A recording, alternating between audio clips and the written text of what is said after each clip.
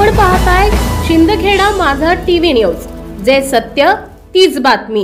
शिंदखेडा येथील पंचायत समिती ग्रामपंचायत विभागामार्फत मुख्यमंत्री समृद्ध पंचायत राज अभियानाची तालुकास्तरीय कार्यशाळा नुकतीच बिजासरी मंगल कार्यालय येथे पार पडली। पणन मंत्री जयकुमार रावल यांच्या आदेशानुसार कार्यशाळा घेण्यात आली। प्रमुख पाहुणे म्हणून दोंडाईचे कृषी उत्पन्न बाजार समितीचे सभापती नारायण पाटील, प्रभाकर पाटील, DS गिरासे, पंचायत समिती सभापती रणजितसिंह गिरासे, नारायण गिरासे, गटविकास अधिकारी RM नेतनवार उपस्थित होते। RM अभियानाबाबत नेतनवार यांनी मार्गदर्शन केले। रोजी ग्रामपंचायत स्तरावर विशेष ग्रामसभांचे आयोजन करून अभियान यशस्वी करण्याचे आवाहन केलं। प्रशिक्षक अशोक पाटील यांनी माहिती दिली। कार्यक्रमाचे आयोजन ग्रामपंचायत विस्तार अधिकारी गणेश वेताळे यांनी केलं। सूत्रसंचालन विस्तार अधिकारी KN वाघ यांनी केलं। कार्यशाळेसाठी तालुक्यातील पदाधिकारी उपस्थित होते। 100हून अधिक ग्रामपंचायतीचे सदस्य यावेळी उपस्थित होते। नारायण पाटील यांनी ग्रामीण भागाच्या विकासासाठी पाहिलेले स्वप्न पूर्ण करण्यासाठी शासनाने अभिनव अशी योजना ग्रामीण भागाच्या विकासासाठी आणली असल्याचं सांगितलं। तसेच आपला तालुका आपला जिल्हा राज्यात प्रथम क्रमांकावर येईल यासाठी सर्व ग्रामपंचायतने 17 सप्टेंबर रोजी ग्रामपंचायत स्तरावर विशेष ग्रामसभा बोलावून अभियान यशस्वी करण्याचं आवाहन त्यांनी यावेळी केलं।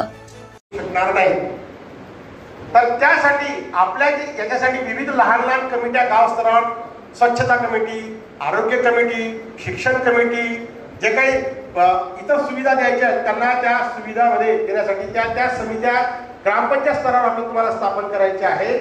ज्या ठिकाणी सरपंच महोदय कार्यरत असतील त्यांनी त्यांच्या सल्ल्यानं ह्या समित्या स्थापन करायच्या आहेत। याच्यामध्ये जे काही युवा आजकालचे आहेत, आजकालचे युवा जे आहेत त्यांना याच्यामध्ये आपल्याला सहभाग नोंदवून घ्यायचा आहे।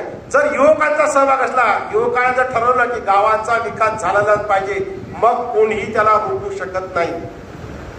म्हणून युवकाचा, युवतीचा, इव्हन जे काही आपले गट असतात, उदाहरणार्थ बघता आपण पेपरला पाहतो की अमुक शाळेतली एक जी आहे या वर्षाची बॅच 10वीची म्हणा 12वीची ती एकत्र त्या निमित्ताने येत असतात। त्या निमित्ताने एकत्र येणाऱ्या त्या बॅचचा कोणी नोकऱ्यावर असतात, कोणी कुठेतरी इंडस्ट्रील असते, कोणी उद्योजक असतात, त्यांचा पण सहभाग आपल्याला इथं घ्यायचा आहे। म्हणजे ज्याला गावाची नाड ज्याची जुळलेली आहे अशा माणसाचे जे असेल, तो कुठल्याही पदावर असेल, इंडस्ट्री असेल, आणि त्यासाठी याची नाड जुळवायची म्हणजे काय करायचं आहे की एखादं एक काम आपल्याला करायचं आहे गावातलं आणि आपलं आर्थिकदृष्ट्या आपण कमी पडतोय, तर त्यांना रिक्वेस्ट करायची, बाबा तुम्ही या गावाचे तुमचं जन्मगाव हे आहे आणि जन्मगावाच्यासाठी तुम्हाला काही करत असाल तर काही आम्हाला लोकसहभाग याच्यातून करत असाल तर आमची फार बरं होईल। निश्चित लोक मदत करतात, निश्चित लोक मदत करतात, फक्त आपण ते ग्रुप स्थापन झाले पाहिजेत। आता आपण तालुक्यामध्ये पर्जन्यमानाची स्थिती जेमतेम आहे, हा समाधानकारक पाऊस झालेला नाही। हा पाऊस संपला त्या क्षणी या विहिरीची पातळी 100% खाली जाणार आहे। मी ज्या काही विहिरी होती माझ्याकडे पाहिली आहे, परंतु अशा ठिकाणी जलधारा नावाचं छोटं स्ट्रक्चर जरी आपण बांधलं आणि प्रत्येक पडणाऱ्या पावसाचा प्रत्येक थेंब जर आपण जमिनीत जिरवला तर याच्यामध्ये बहुतेक वाशिम जिल्ह्यामध्ये हा कार्यक्रम आता आपल्याकडे भुवनेश्वरी मॅडम होत्या, 4 लाख जलधाराचे स्ट्रक्चर त्यांनी उभं केलं आणि त्याचं मॉडेल त्याची जी काही त्याला पारितोषिक भेटले आणि तो पॅटर्न पूर्ण राज्यात राबवावा यासाठी शासनाने केले। म्हणजे छोटी मोठी ग्रामपंचायत समिती त्याच्या हे केला पाहिजे। स्मशानभूमीचा तर बऱ्याच ठिकाणी स्मशानभूमीची व्यवस्था नाही आहे। स्मशानभूमीचा निवारा, शेड, पाण्याची टाकी, सौर दिवे, पोल रस्ता, वृक्षारोपण त्याच्या सुविधा निर्माण करणे। आता आपण बघितलं आजकालची तरुण मंडळी बरीचशी नुसतं मोबाईलमध्ये वेगळी झालेली आहे, व्यायाम दिसत आहे, सायकल चक्कर तर बाबू नये, पण आपण ज्यावेळेस लहान होतो त्यावेळेस आई कुठं एखादा काठी पकडायची चुकून त्याला मारता येते खेळामध्ये। हे जर बदलावलं पाहिजे तरच आपण सक्षम होणार आहोत। गावामध्ये बगीचा निर्माण करणं आहे।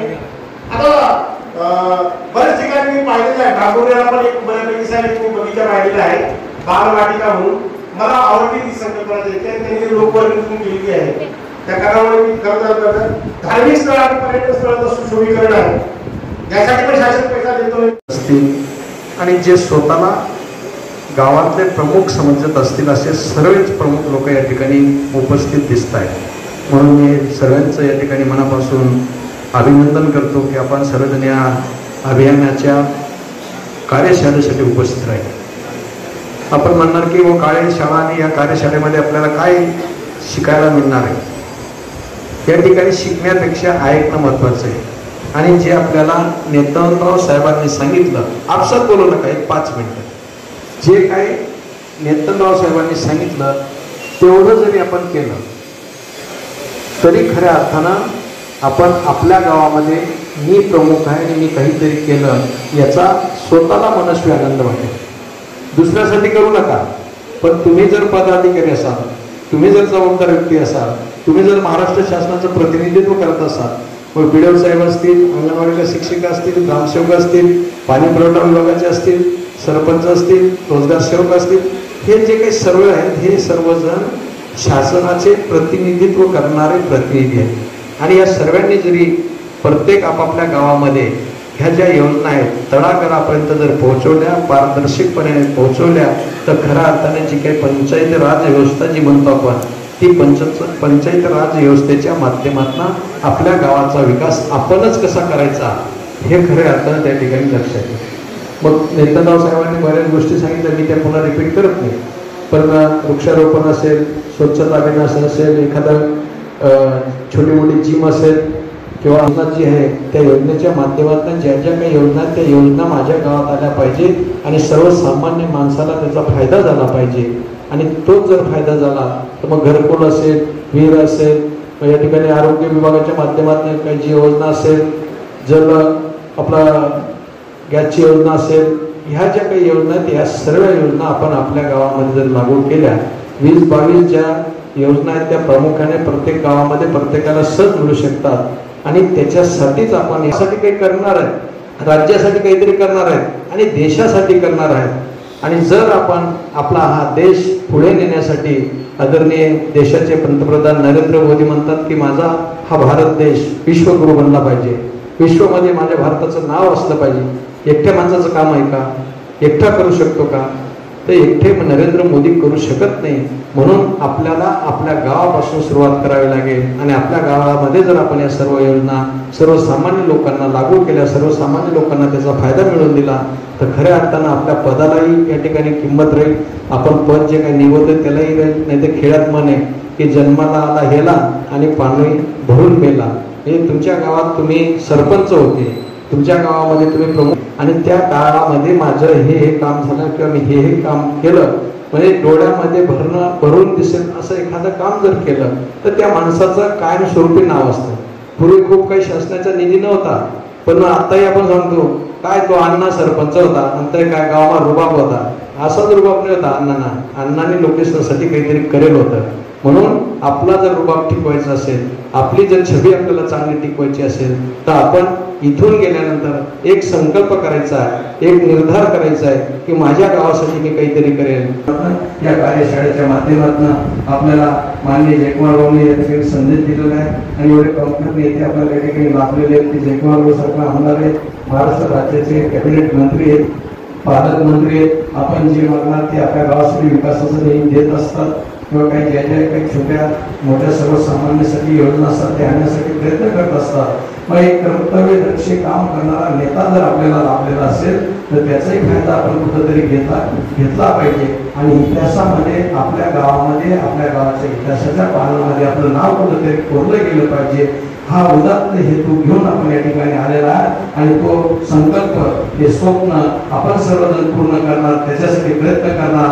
आज हा संकल्प घेऊन आपल्याला जायचा, हा निर्धार घेऊन आपल्याला इथून जायचंय. एवढं जे निवेदन आपल्याला सर्वांना सांगू इच्छितो. आपण या ठिकाणी आला, आम्हाला मान सन्मान दिला ऐकून घेतलं, त्याबरोबर मी सर्वांचं मनापासून आभार. जय हिंद, जय Bharat. Subscribe now and press the bell icon.